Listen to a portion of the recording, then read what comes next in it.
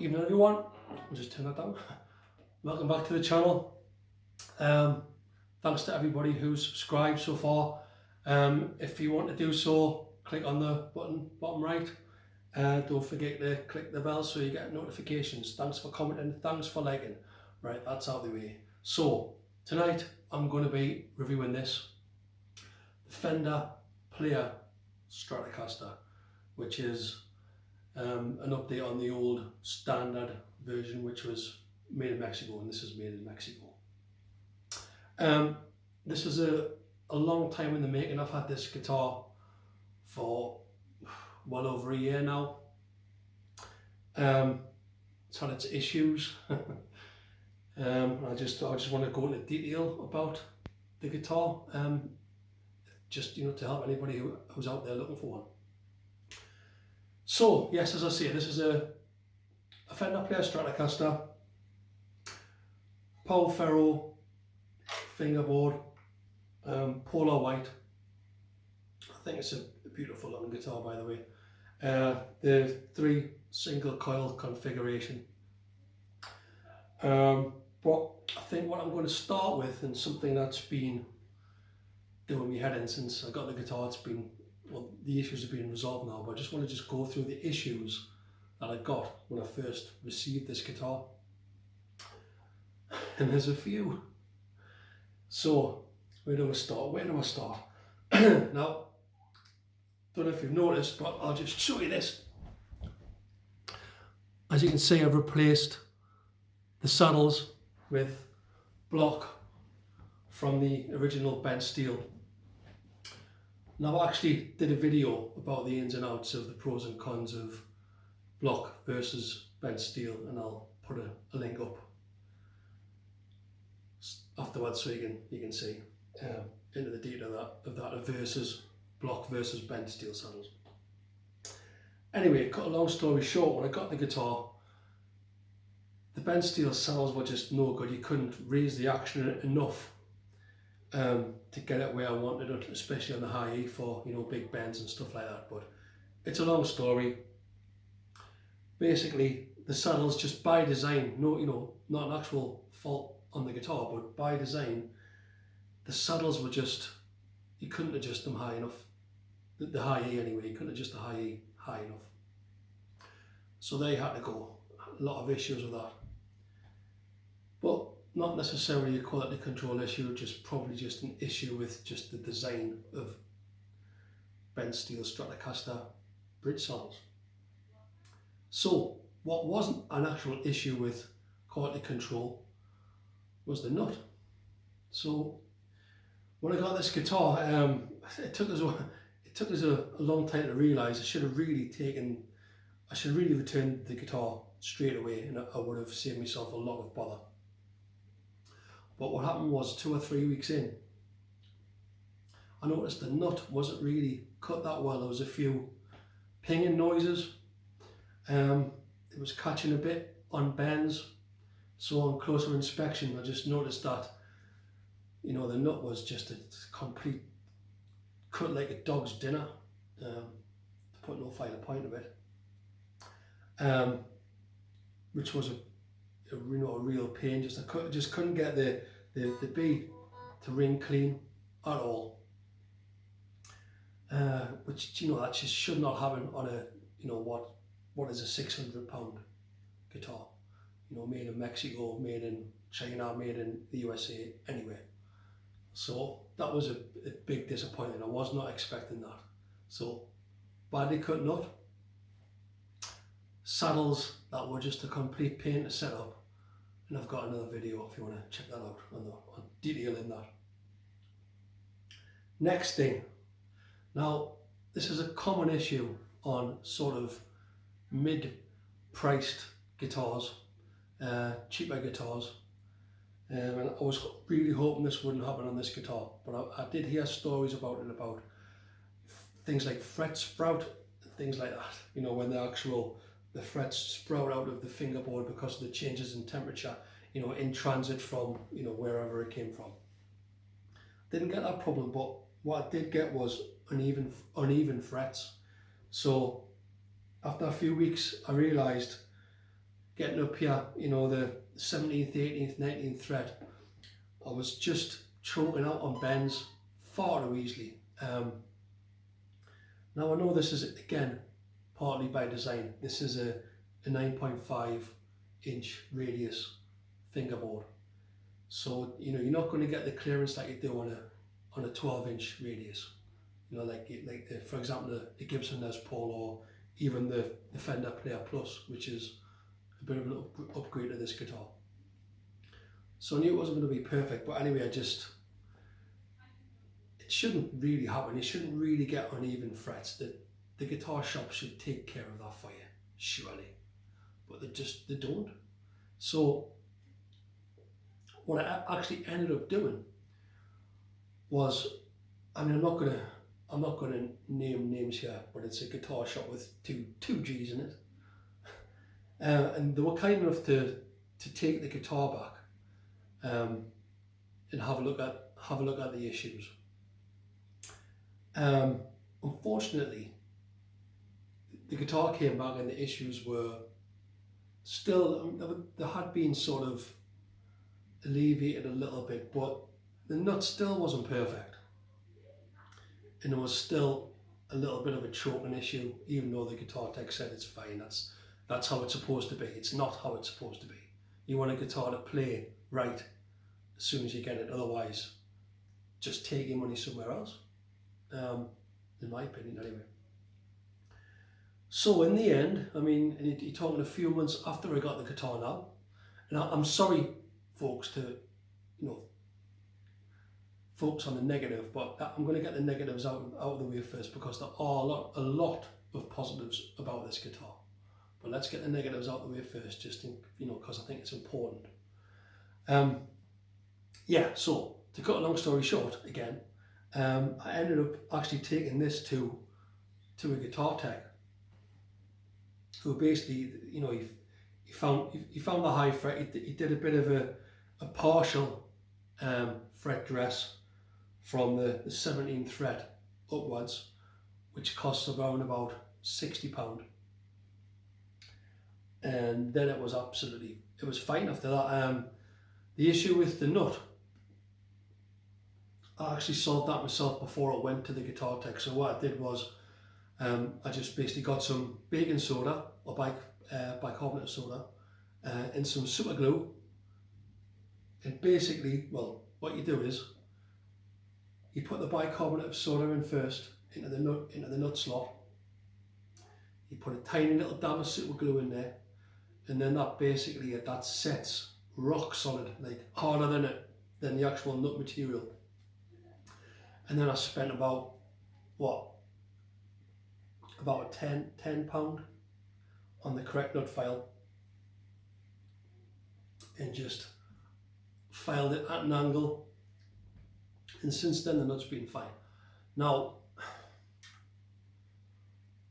if I was to do this again, I would check the guitar out, you know, in the days after you've bought it. Make sure you don't have any issues at the nut, with the frets, or anything like that, the saddles, the electronics, and then just, if you have, send it straight back and you'll get a replacement, or you'll get your money back, and you're within your rights to do that. If you leave it any longer, you're thrown to the wolves, unfortunately. But anyway, today I've got a fully functioning Fender Stratocaster, nicely done frets, a well cut nut this time, and saddles that aren't a complete pain to deal with. And I think that's it for the negatives. Everything else about this guitar is positive. I'm going to go through it with you now, if you let us. So anyway, where do I start with this guitar now that we've got all that baggage out of the way? I feel a lot better that I've offloaded that, by the way. It feels great. So just watch out if you're in the market for one of these. Check it out first. That's all you need to do. Send it back if you're not happy, but do check it out, otherwise you'll regret it. It'll probably cost you about £100 all in to get it sorted. There you go. Anyway, positives. So first of all, the most obvious thing is the looks. I mean, I'm in love with this guitar. I mean, just the way it looks. You know, I've always wanted a guitar, you know, in this colour. You know, the white, the not rosewood, power ferro, but this is a good power ferro. I'll get to that later. The headstock, it's a beautiful headstock. You know, it's a big upgrade on the old Mexican. You know, it's got the lovely spaghetti logo back. Perfect headstock. And just all in all, you know, this has got to be one of the best looking guitars on the market. I mean, you've got similar looking guitars in the Vintera range, but those are obviously more vintage instruments. They've only got the 21 frets. I prefer 22.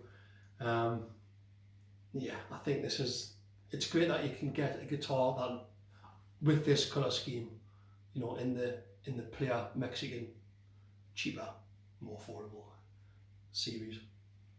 So yeah, looks great. Next thing I want to focus on,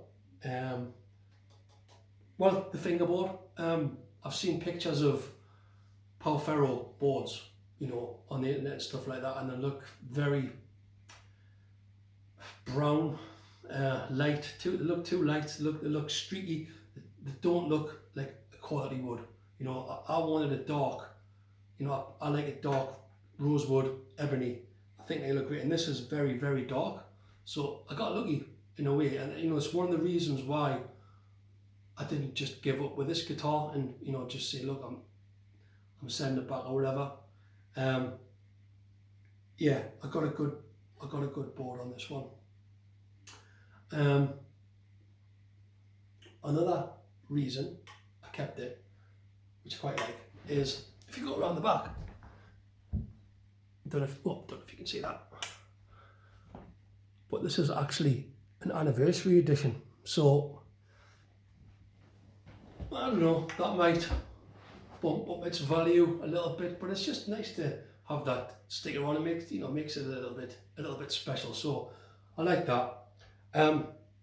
Yeah, so I think we'll get to the hardware now. I mean, this is something that really stands out, you know, with this series. This is a definite cut above Squire. You know, even the classic vibe. This is miles above a Squire classic vibe Strat. I've done a full review of this guitar in the blog, where, you know, I've detailed comparisons with the classic vibe. If you want to check out the blog, I'll put a link in the description. But yeah, the classic vibe feels like a toy to this. Where do I start? The tuners are rock solid. You know, you're never going to want to replace them.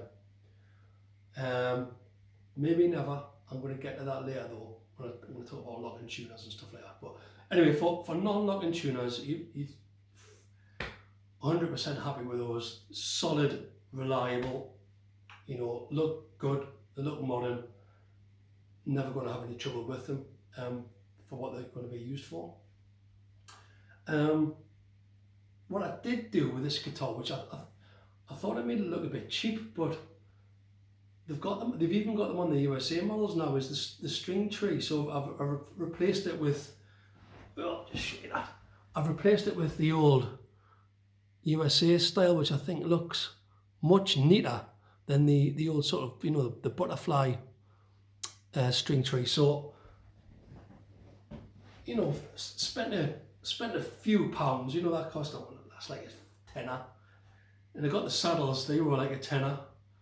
And now it looks like sort of one of the old, you know, USA standard models, which I think is nice. And sticking with the hardware, you know, this is a fantastic tremolo system. You've got a nice thick block on there, not the skinny, you know, trash that you get on the classic vibes and the Squires. It's a thick block, you know, which is only going to be great for sustain. you know. But more than that, the screw inserts are brass. You know, if you take those off, you can see it's just quality parts. So that there's brass inserts on the 2-point pivot trem, and you know it is a 2-point pivot trem. I know the Squire series comes with 2-point now, but this is almost up to USA spec, with the only concession being this is a screw-in tremolo as opposed to push-in. I would have much preferred the push-in, because I've had a few issues with this as well. But you can see I'll put a link on where I just discuss issues with screw-in arms and springs and stuff like that. But anyway, I've got a spring in there which is keeping it steady, but I would have just preferred a push-in. Anyway,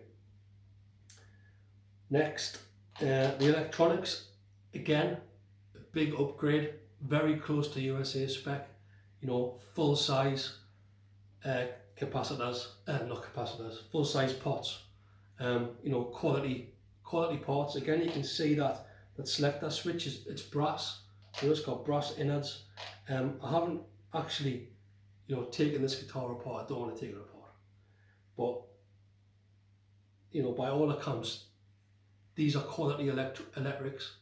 You're not going to need to replace these. I'll just turn that volume down. I will demonstrate. You know, I'll play a few tones for you later on in the vid. Going on the back, I've taken off this, and the inside of it is just really well done. You know, you can see how the paint, how they've taken care on the finish, and you can see the wood through here, and it just looks, you know, like they've used quality wood as well. What else? The neck,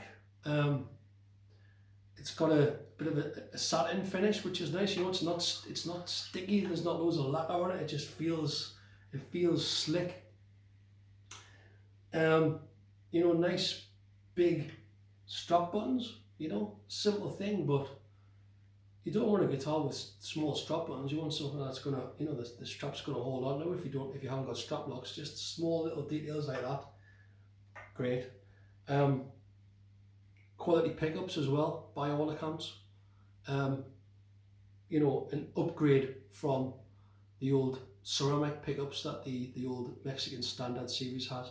I think these are Alnico 5s, so it's not as high output, but then again not as vintagey low output.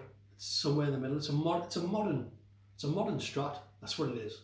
You know, it's very much going for the old, you know, the USA Standard series, I suppose. This is really, and I did have a USA Standard Strat, and this is pretty close, I'd say. What else have we got? What else can I talk about this guitar before I plug it in properly and turn it up and stuff like that? I think that's it really. Looks great. You know, it plays great. You know, once I got the action sorted out, you know, I could get it down to Fender specs, which I think is 4 64ths on the 12th fret. So you know, it's not like it's got a massive high action. It's got a nice action. It plays, you know, the way I describe it is it's got an invisible neck. You don't even sort of know. It's that common and that it's that familiar. You don't even know it's there. I think this is either the 9th or the 10th Strat that I've owned over the years. And I think, you know, despite all the problems I've had with it, this is definitely the best one. So that says something. And I've owned more expensive Strats than this. You know, I've owned a USA, which was, it had loads of issues, put it that way. Anyway, so let's go to some tones then, because I think that's all I really want to say about that. Before I do though, I'm just going to mention the tuners again, because I did sort of mention that before. So tuning stability on this guitar, you know, it's never going to be perfect with standard tuners. So for the next upgrade, I think what I'll do with this guitar is, I think first of all, the nut talus issues that I have sort of resolved, but I think I would quite like to put a Graph Tech nut on there, just so that it's new and, you know, solve all those issues for good. And I'll probably also pay about £60 to get some Fender lock-in tuners. So I mean, two reasons for that: quicker string changes and just locking the string properly, you know, for, you know, under heavy tremolo use, because it does stay in tune well. But, you know, and I have sort of used the lock-in string method, you know, when you lock the string against a post, but it still goes out. And I don't think you're ever going to be able to stop strings slipping at the tuner, no matter how good the guitar is. I think I'm going to just bite the bullet and upgrade to a set of lock-in tuners, which will just make life easier as well. I don't like using the lock-in method. It takes too long, and it's messy and it's just a pain. So that's the other thing. Anyway, right, I digress. Right, let's get on to some sounds in this. So what I've got is, I'm plugged into my Marshall DSL-1, which is a 1 watt valve amp. And I think, you know, Strats are just made for Marshalls. You know, the Marshall's got all that gain, and the Strat just doesn't really want to be overdriven, you know. So when the Marshall drags it kicking and screaming into high gain, it just sounds amazing. It sounds amazing in my book, you know. When just the Strat gives up, it's amazing. But we'll come to that later. So yes, the DSL-1, 1 watt is far too loud for it in the house, so I've got it down to the low power mode, which is 0.1 watts, and it's still really loud. And I'll start on the clean, I think. So let's just see what's what here. And like I say, you know, the switching on this guitar, there's no cracks, pops, or anything like that. It's just a perfectly functioning electronic system, guitar electronic system. So anyway,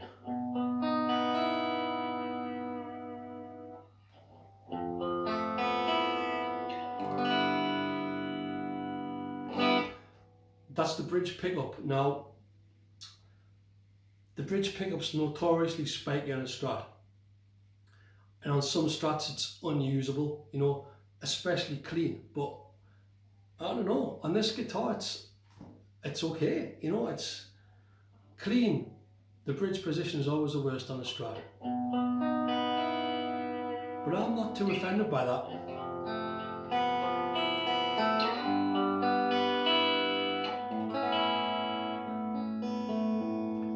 And of course you've got the tone control on this is wired to the bridge, so you can back it off if you want as well, which is nice. You don't get that on all Strats. You have to put a little jumper lead and do a bit of a mod, which is a pain, but not here.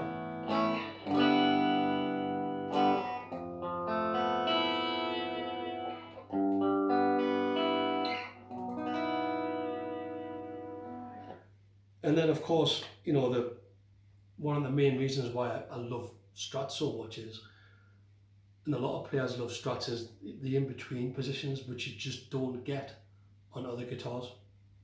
Or you get them, but you're not quite the same. And that just gives you that lovely sort of percussive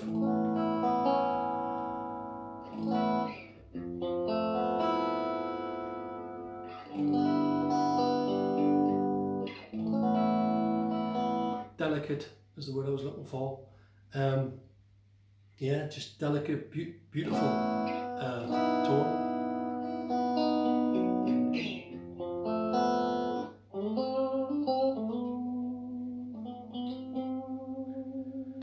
middle position, I mean, this is, you know, a lot of players don't bother with this, you know, they'll go bridge or they'll go neck or they'll go the in-between and they'll forget about the middle position. But what the middle position is, it's sort of, it's hard, but it's got that little bit of, you know, softness as well. It's a good combination between the neck and the bridge, I think. And if you know, it's a place where you can, you know, stay for a while and cover quite a lot of ground with this.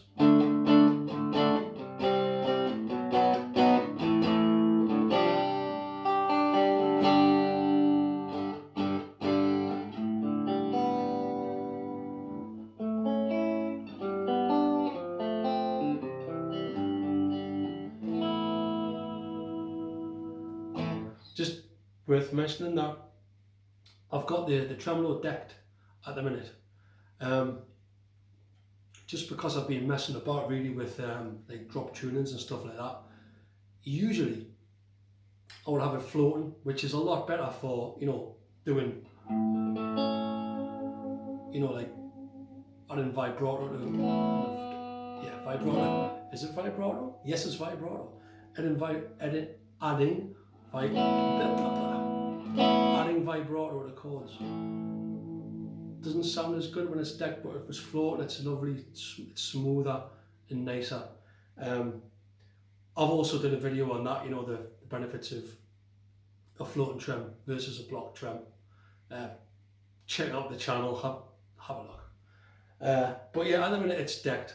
I'd advise, you know, if you were gigging with this guitar, deck it, you know, because if you snap a string, all the other strings go out, and it just saves you a lot of hassle having it decked. Plus, it's quicker to tune up if you've got it decked, because if it's floating, you know, all the strings are going, anyway. Stick to the review, Adam, come on. Right, yeah, so, middle position, right, so now we'll go to neck and middle, which is sort of another in-between, but it's got a bit more body to it, because it's got the neck pickup. So that's a much bigger sound than the bridge in middle.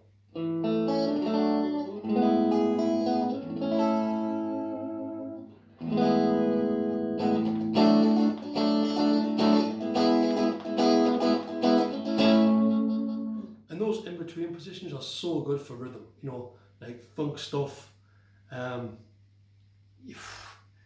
Very difficult to do that on a, you know, even the middle position on a Les Paul, but it's just perfect. Whoa. Well, that hasn't happened before, but there you go. Right in the middle of the video, and that comes off. Build quality. As I was saying, the build quality was spot on, but anyway, it happens. It happens. Yeah, so clean middle position. Clean neck and middle. Yeah, and the in-between positions, you know, great for rhythm, just that, you know, that just syncopated. It just blends in with any sort of backdrop beautifully, you know. It doesn't tread on anything, it's just got that transparent frequency that just works so well for rhythm playing. And you hear it all the time in your funk, you know, funk music. You know, Get Lucky, Daft Punk, classic example. You know, Nile Rodgers, Strat. Brilliant. So we don't have the bridge a bit there. And then, you know, what a Strat's famous for, really. Another one of its signature sounds is the neck, just clean, you know.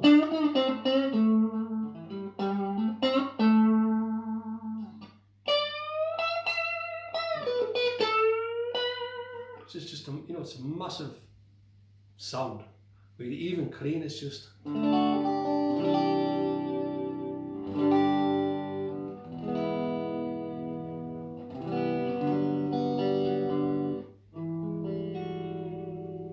You know, put some, you know, got a little bit of reverb on that, but, you know, put some delay on that.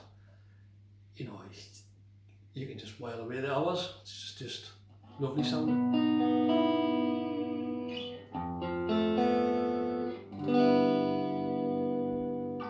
You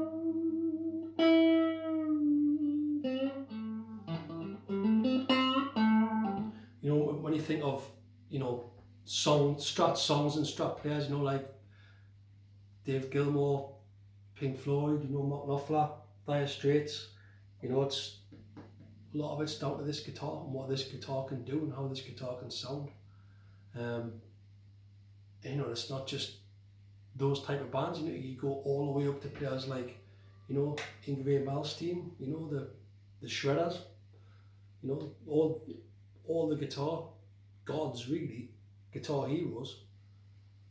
Most of them are Strat players really. I mean, there's a few Les Paul players, Slash and stuff, but most of the technique players, you know, the S-style Strat guitars, if you notice, there's a reason for that. It's just the guitar's versatility, you know, mainly for, you know, playability with a trem and, you know, the neck, which is just brilliant.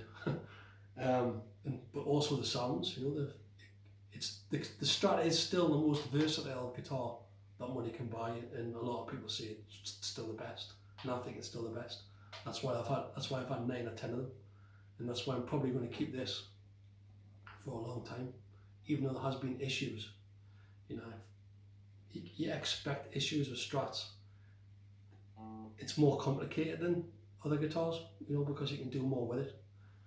Anyway, getting carried away about talking about Strats there. Let's switch over to some overdrive.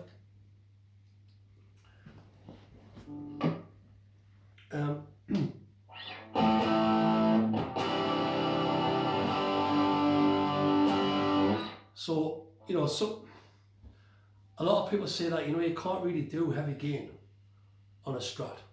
Yeah, and a lot of players mod their Strats to have like a bridge humbucker. But I really don't think it's necessary. I think, you know, this is where the bridge pickup really comes into its own, in my opinion. So it just, with gain, it just cuts through anything.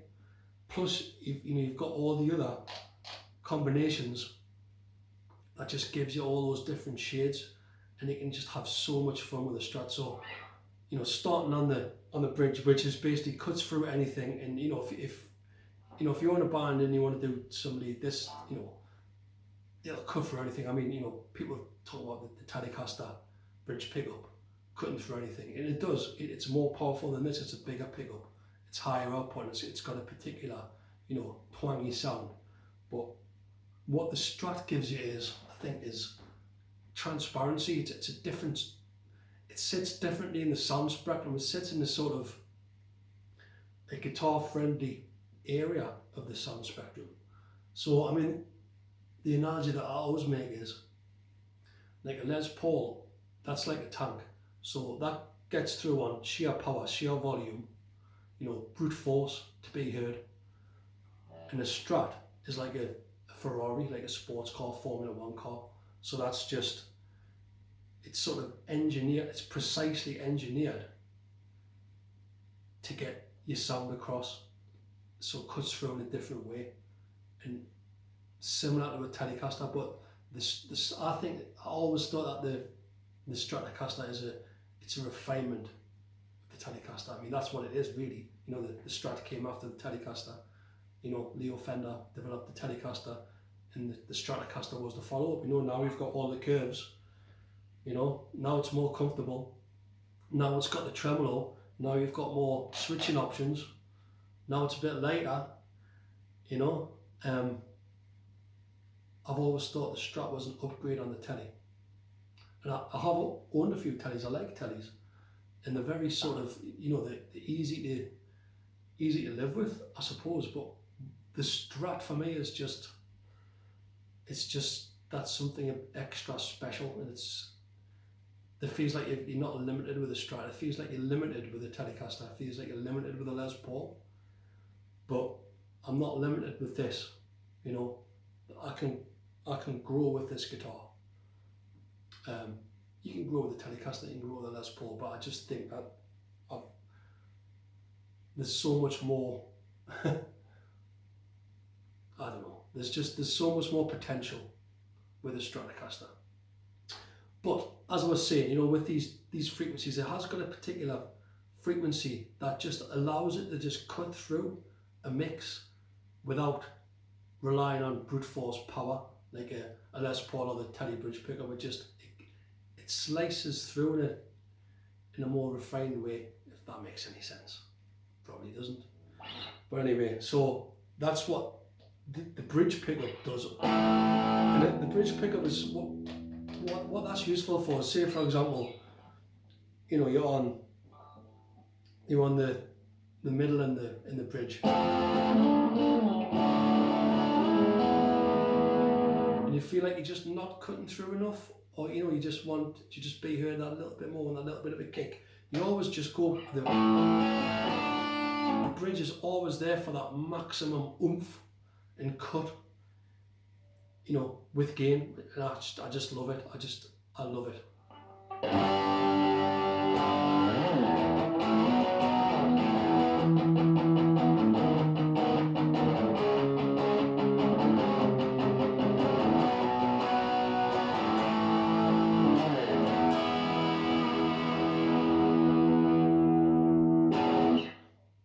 Now then, this is where it gets interesting. So, you know, I was mentioning Dire Straits before, in Pink Floyd. You know, they're two of my favourite bands. You know, when I was still are, but particularly when I was learning to play the guitar. And on a Strat, you know, I've always, you know, you've always been able to sort of go from, you know, something very clean, like, you know, something's a swing, and then I know that Mark Knopfler uses a Les Paul for, you know, stuff like Brothers in Arms. But you know, if you go to that bridge in the middle and you know, set the tone to 0, you know, play with the volume a little bit, you know.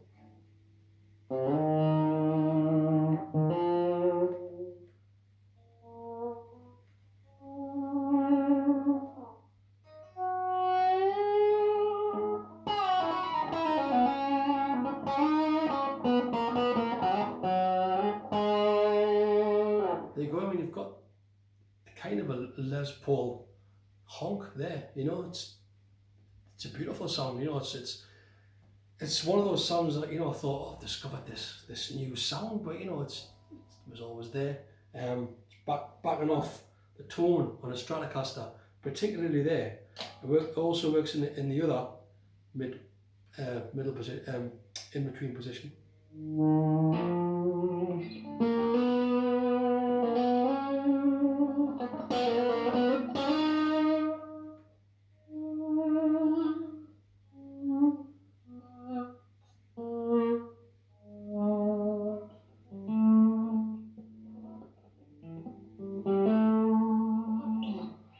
Yeah, but it's a bit fuller with the neck in the middle. But also you've got the neck if you want to, you know.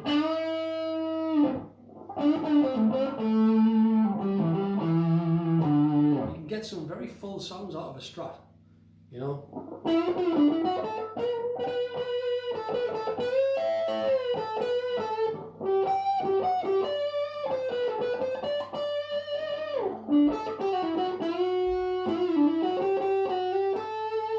And you can just experiment all day if you want. And you know, all the shades in between, you know, and the travel of the tone controls and the volume control. You know, what I will mention about Strats is, you know,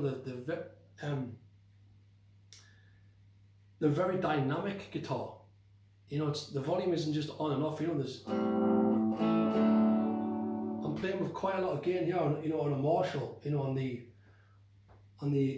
ultra gain channel, and I can still back it up.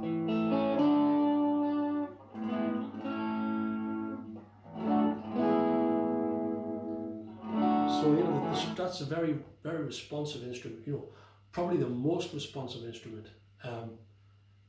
Yeah, that volume. I mean, you know, and also having the volume control this close is a benefit as well, rather than all the way down here on a Tele, you know, or a Les Paul, which is miles away, you know. So I like how the Strat's only got one volume, you know. And if you're Jeff Beck, you know, rest in peace. he's a master at manipulating the volume control and also the tremolo at the same time. He's absolute genius.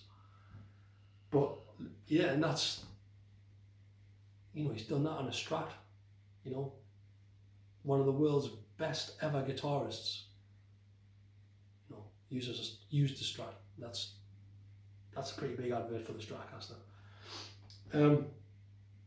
Yeah, so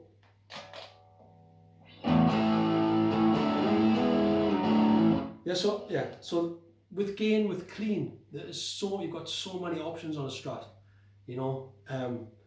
You can get Les Paul like tones out of it if you want, like, you know, lovely singing solo tones, or you can just crank up that bridge pickup and just wail away, you know. It's all there.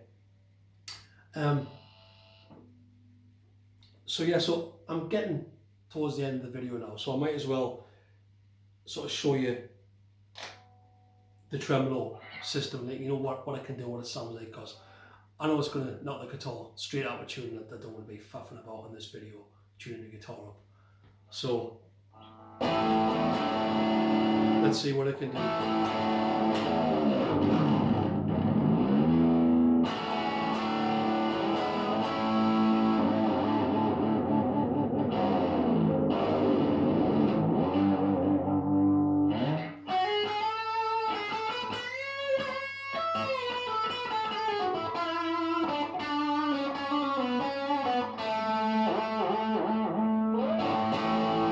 And it stayed in tune, so.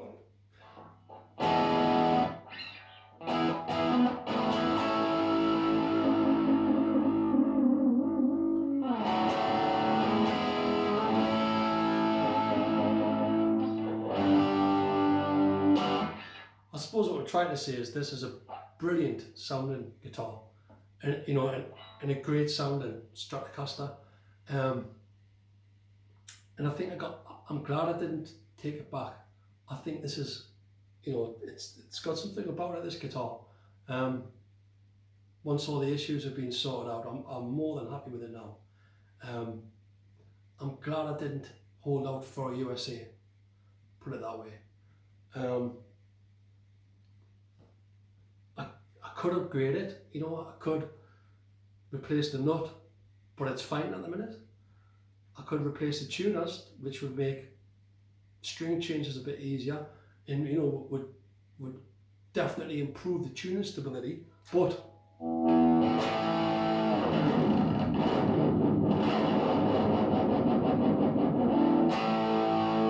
what tuning stability issues? There you go. And this video is one take, by the way, so I'm not trying to con you.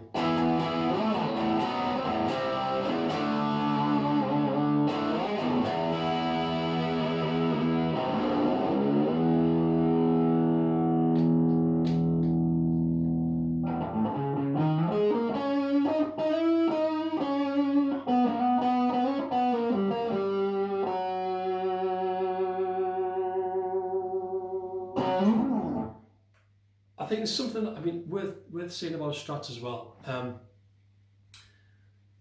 They tend to get a bit of a bad name as being, you know, if you want to play, you know, heavy rock music, don't get a Strat, it's too thin sounding. If you want to play country music, get a Telecaster. You know, Strats seem to get a bit of a bad name. You know, people tend to think of them as old-fashioned guitars. People tend to think that there's issues with them. There is issues with them that we've discussed, so they're partly right. You know, people tend to think that they're just a little bit too finicky and a little bit too hard work. A lot of people say that it's very hard to have your own voice on the Stratocaster. I don't know why people say that. You know, you've got, it's a blank canvas really, is the Strat. You know, it's probably the most, you know, expressive guitar that there is, really. You know, you know, in contrary to what I've just said there. Yeah, you know, a lot of players just give it a bad rap, but then again, you know, some of the greatest players of all time turned to Stratocasters. I've owned, you know, many guitars over the years. I've played at Les Paul for about 10 years. But there was just something that drew us back to the Stratocaster. It's just something that just goes back to when I first started playing the guitar. It feels like home, the Strat. This is the guitar I'm most comfortable with. I can play the fastest on. It just seems to be made for my hand. But more than that, it's the tones that are available on it. You know, with the Les Paul, I always missed those in between sounds. I always missed them. You know, the Les Paul basically stuck on the bridge pickup, and then when I had, like, you know, if I was doing Sweet Child of Mine or whatever, he went to the neck pickup. There's no versatility in a Les Paul, and there is with this. You've got maximum control, you've got the maximum amount of sounds available, and you've got the perfect platform to perform your music on, in my opinion. I think that just about covers it, everybody. You know, if you're thinking about getting one of these guitars, if you think £600 is too much and you want to save a bit of money and go down to the classic vibe or the Squire series, don't. This is far better guitar with far better build quality, far better hardware, and far superior sound. This is a completely different animal to anything in the Squire range. So don't believe what anybody says to you, oh, the classic vibes are solid and blah blah blah blah blah. The classic vibes are like a toy compared to this. Now, if you had the extra money, you know, would you pay double for a USA guitar? I wouldn't.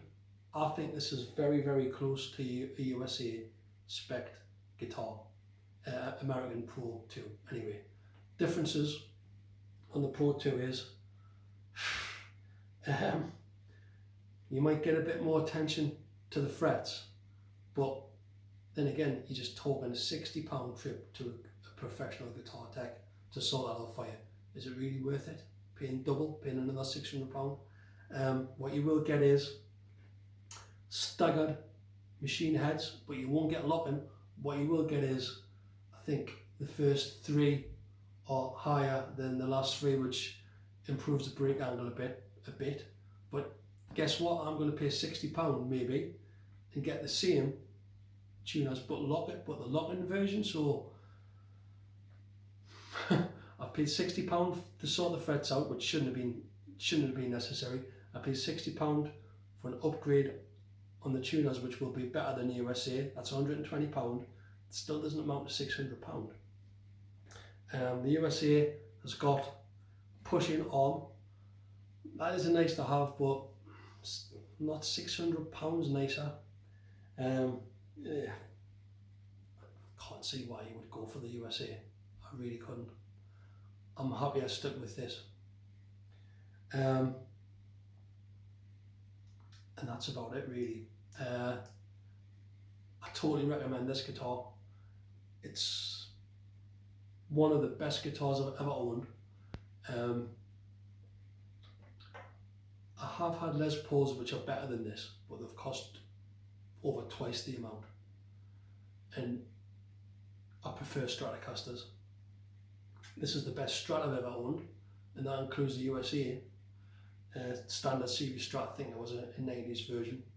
It looks beautiful, it plays well now, and the sounds are just incredible. So thanks for watching.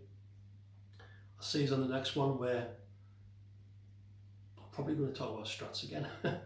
See you on the next one.